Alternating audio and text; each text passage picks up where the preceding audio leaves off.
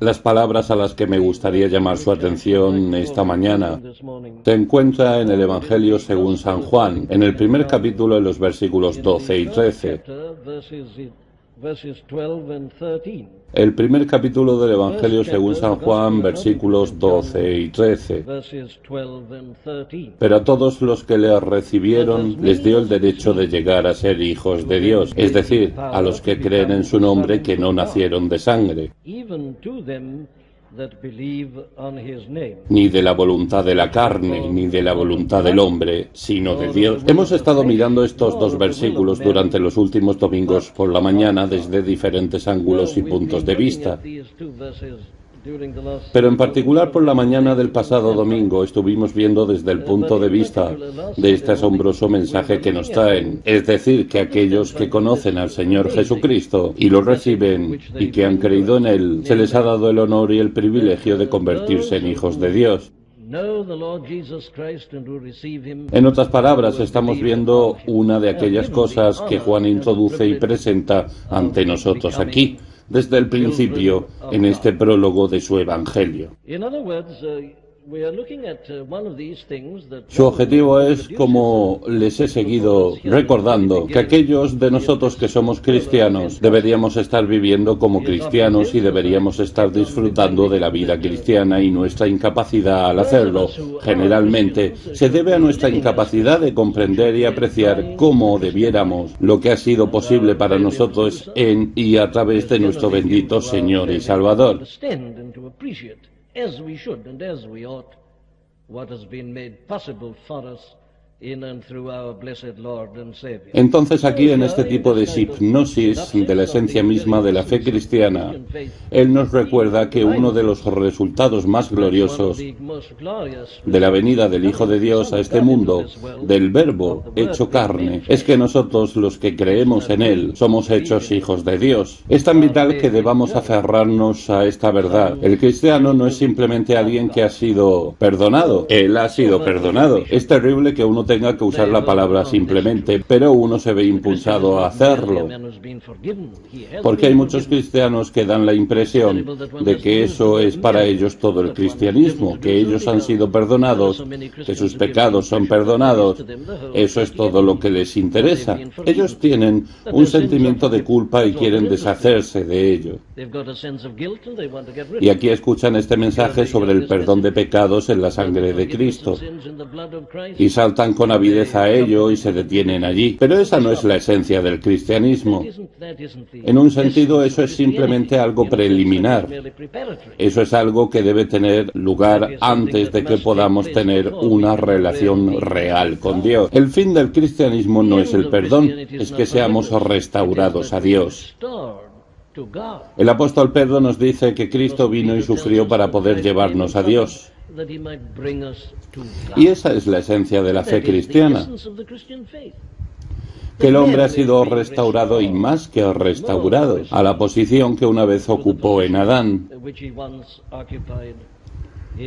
Y eso es precisamente lo que el apóstol nos presenta. Y yo digo que es importante que lo consideremos, porque no puede haber gozo verdadero en la salvación, no puede haber libertad y abandono y un sentimiento de gloria en la vida cristiana, a menos que nos demos cuenta de esto y nos aferremos a ello.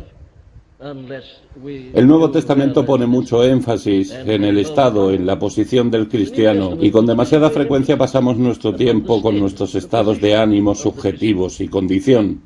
Ese es quizás el principal problema para la mayoría de nosotros. En fallar, al no darnos cuenta de lo que somos y quiénes somos y en lo que hemos sido hechos en Cristo. Pasamos nuestro tiempo con lo que alguien llamó de las paperas y el sarampión del alma. El mejor antídoto para cualquier tipo de depresión espiritual es la percepción objetiva de quiénes somos y lo que somos. Esto es algo que apela incluso al hombre natural.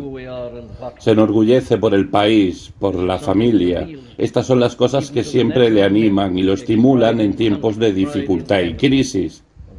Bueno, eleva todo eso al reino espiritual y multiplícalo como si fuera infinito. Y ves lo que el Nuevo Testamento le dice al cristiano.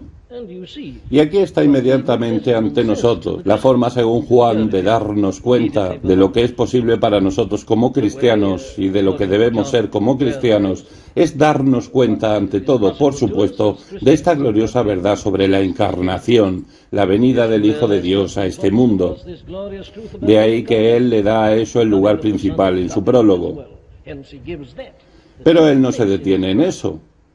Quiere que nos demos cuenta de inmediato de que el resultado de eso es que somos hechos hijos de Dios. Concluí el pasado domingo por la mañana citando aquellas palabras de Juan Calvino. El Hijo de Dios se hizo Hijo del Hombre para que nosotros, los hijos del hombre, pudiéramos ser hechos hijos de Dios. Y esto es lo que tenemos ante nosotros. Así que me parece que el siguiente paso en nuestra consideración de este asunto sería algo como lo siguiente.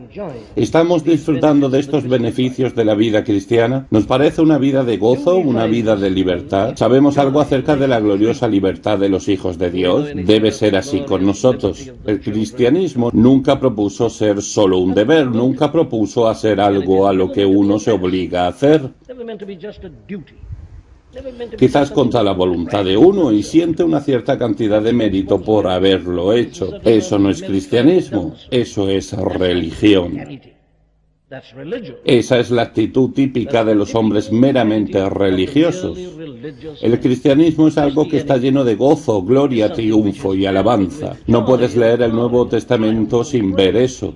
Aquellas personas estaban llenas de tal gozo que incluso cuando el mundo les condenó a muerte y les entregó a los leones en la arena, alabaron a Dios aún más por haber sido consideradas dignas de sufrir la vergüenza por amor a Cristo. Bueno, cristianos, debemos examinarnos a la luz de esto. ¿Es esta nuestra posición? ¿Nos regocijamos en el Señor? ¿Podemos decir que el gozo del Señor es nuestra fortaleza? Bueno, si no podemos decirlo, si hay alguna duda, probablemente se deba al hecho de que, en una manera u otra, somos defectuosos en nuestra apreciación, de nuestra verdadera percepción, de aquello que hemos sido, de aquellos que hemos sido hechos en Cristo Jesús. A todos los que le recibieron, les dio el derecho de llegar a ser hijos de Dios. Así que la pregunta que tenemos ante nosotros es esta: ¿sabemos que somos hijos de Dios? ¿Nos damos cuenta de ello? No es suficiente solo pasar mecánicamente por una exposición de las Escrituras y decir que Él hizo esto posible. Debemos disfrutar de ello. No es algo que solo conoces con tu mente o intelecto. Esto es algo muy real, experimental. Así que me parece que si hay alguna duda en nuestras mentes o en nuestras vidas y corazones con respecto a este asunto, lo mejor que podemos hacer es examinarnos para asegurarnos de si realmente somos hijos de Dios. Ahora, el Nuevo Testamento nos proporciona muchos tests a este asunto específico. Es inevitable que sea así. Estos documentos del Nuevo Testamento fueron escritos para cristianos. Nunca olvidemos eso. Incluso los evangelios. Los evangelios no fueron escritos para el mundo, fueron escritos para la Iglesia. Me parece que hay una tendencia a olvidar eso actualmente. Fueron escritos para fortalecer la fe de los creyentes, como inevitablemente lo fueron las epístolas. Entonces, digo que no es sorprendente que prácticamente en todo el Nuevo Testamento encuentres estos tests constantemente siendo aplicados. Algunos de los documentos del Nuevo Testamento hacen esto mucho más a fondo que otros. Vea la primera epístola de Juan, la porción que leímos al principio. Esa epístola fue escrita prácticamente entera para esa finalidad. Un hombre, comentando ese libro, lo llamó de test de la vida. Y hay en esa epístola muchos test maravillosos y profundos. Sobre este asunto que estamos viendo juntos, ¿te diste cuenta de varias frases luego en la lectura inicial? En los capítulos 1 y 2, en el que el apóstol argumenta de esta manera: si estás haciendo esto o aquello o no estás haciendo otra cosa, entonces él dice, no tiene valor en tu profesión. Profesión de fe. No eres nacido de Dios, no eres realmente hijo de Dios. Esa es su forma de presentarnos estos tests. Hay muchas otras formas. Vea este asunto que estamos abordando esta mañana. ¿Somos hijos de Dios?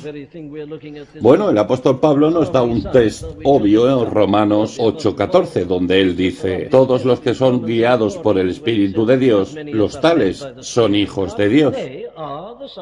Esa es una ilustración típica de la forma en que el Nuevo Testamento trata este asunto, por lo que muchas de las exhortaciones de conducta y comportamiento son puestas de la misma forma. El apóstol Pablo, ¿te recuerdas en la epístola a los Efesios, en el principio del capítulo 5, dice: hijos amados de Dios?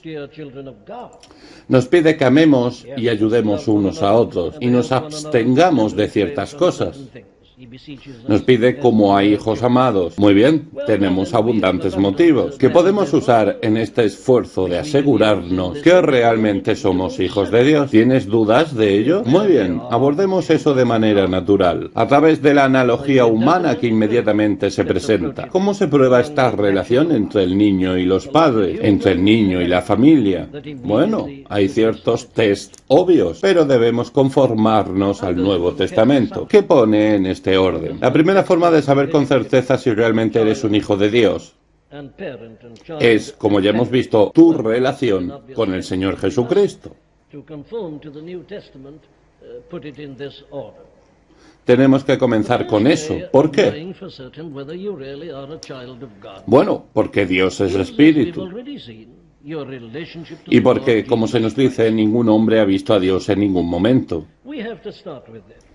Pero Él ha venido, el Hijo unigénito que está en el seno del Padre. Él lo declaró. Dios fue manifestado en la carne. Primera de Timoteo 3:16. Y así comenzamos con Él. Comenzamos con Él también porque nunca podríamos haber llegado a ser hijos de Dios si Él no hubiera venido y no hubiera hecho todo lo que Él ha hecho. Así que, sin más demora con esto esta mañana, porque de hecho hemos tratado los últimos domingos por la mañana, hay un test obvio que puede ser aplicado. Nuestra relación con el Señor Jesucristo proclama en sí misma si somos nacidos de Dios y si somos hijos de Dios o no. Vea que aquí eso se expresa en términos de aquellas tres palabras que estuvimos analizando hace 2 o 3 domingos. ¿Las recuerdas? Los príncipes de este mundo no lo conocieron. Pero el cristiano lo conoce por lo que él es, el Hijo de Dios. ¿Lo recibiste? Los fariseos y los escribas no lo recibieron, los suyos no lo recibieron. Nosotros lo recibimos, colocando en eso el significado que ya vimos. Y en tercer lugar, ¿creemos en su nombre? Ahora, Juan, en su primera epístola, ubica todo eso en el primer verso del 5º capítulo, donde dice esto: todo aquel que cree que Jesús es el Cristo es nacido de Dios.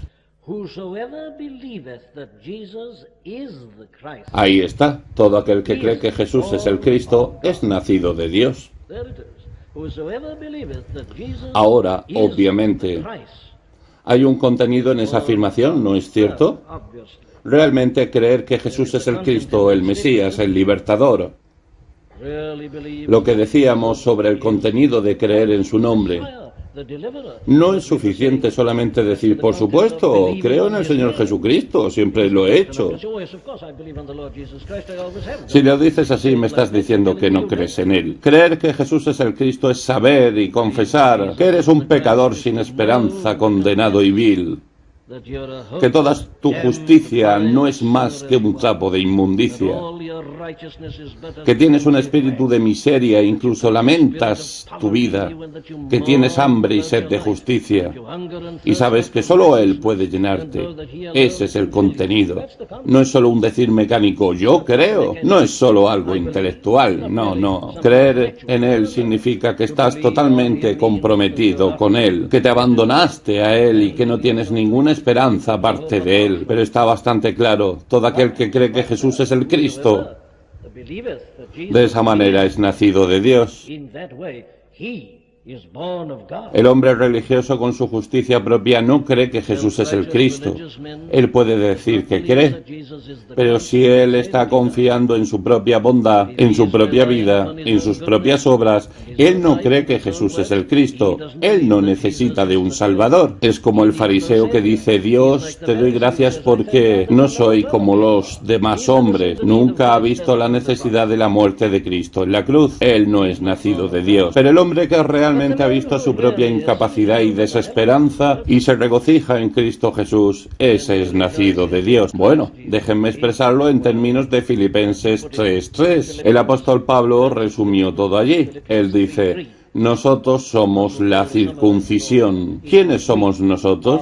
Bueno, él dice: adoramos en el Espíritu de Dios y nos gloriamos en Cristo Jesús, no poniendo la confianza en la carne. Esto es lo que significa creer que Jesús es el Cristo. Ninguna confianza en la carne. Regocijarse en Cristo Jesús, el Mesías, el Libertador, el Salvador, y confiar total y enteramente en Él. Muy bien, no debemos detenernos en eso, pero es esencial que yo ponga eso aquí. Pero a todos los que lo recibieron, ahí está, les dio el derecho de llegar a ser hijos de Dios. Digo esto para consolarte, querido amigo. Si puedes decir honestamente esta mañana: mi esperanza está puesta en nada menos que en la sangre y la justicia de Jesús. No me atrevo a confiar en la más encantadora estructura, sino que me apoyo exclusivamente en el nombre de Jesús. En Cristo, en la roca sólida me permanezco. Todo otro suelo es arena movediza. Si puedes decir eso honestamente, te declaro que eres un hijo de Dios. Eres nacido de Dios. Las dos cosas siempre van juntas. Todo aquel que cree que Jesús es el Cristo es nacido de Dios.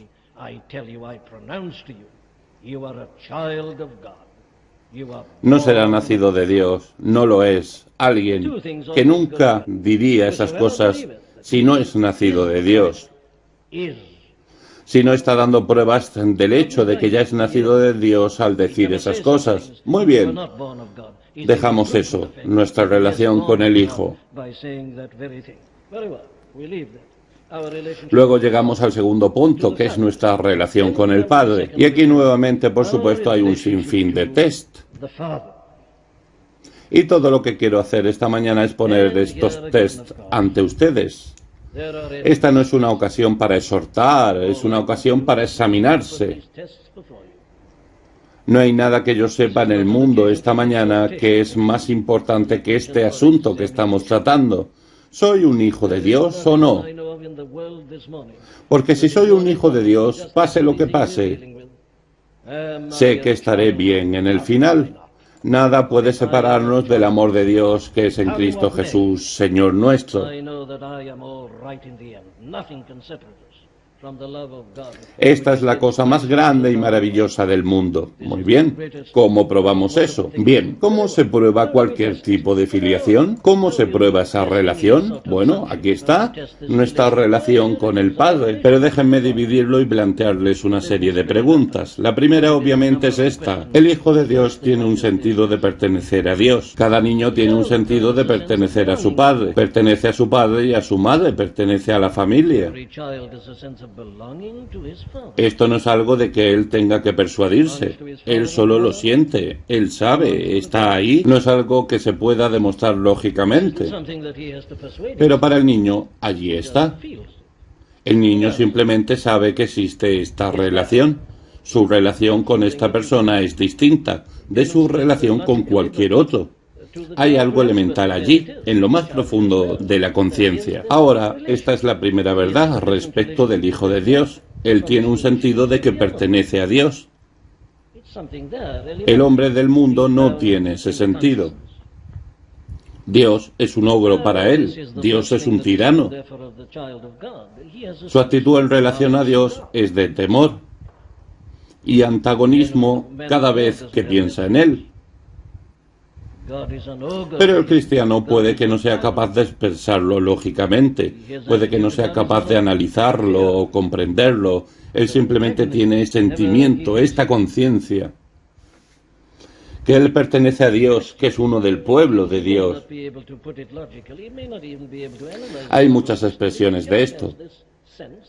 Hay una expresión de ello. Me parece que es expresado muy perfectamente al final del Salmo 73. El salmista había estado en problemas, tentado, infeliz, pero luego se recupera y concluye diciendo esto.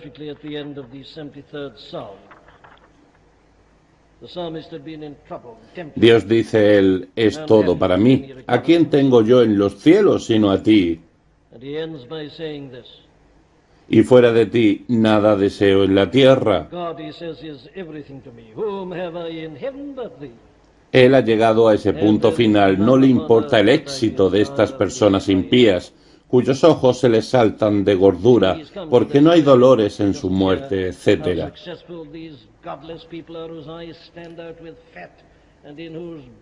Todo eso le había estado preocupando, pero ahora él dice, no importa, solamente una cosa me preocupa, Dios. ¿A quién tengo yo en los cielos sino a ti? No hay nada que realmente me interese aparte de ti. El cristiano, como hijo de Dios, obviamente, tiene ese sentimiento y conciencia fundamentalmente dentro de él. ¿Son el pueblo de Dios, mis amigos? ¿Saben que son el pueblo de Dios? ¿Saben que están completamente en ese contexto y estado? ¿O es Dios alguien fuera de ti que le recuerdas ocasionalmente?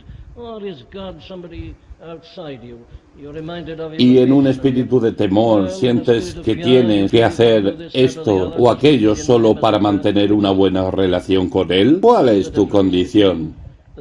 ¿Ves la diferencia entre la relación y la conciencia de hijo y la relación externa legal entre un rey o un gran emperador o algún poderoso magnate y un pequeño ciudadano común?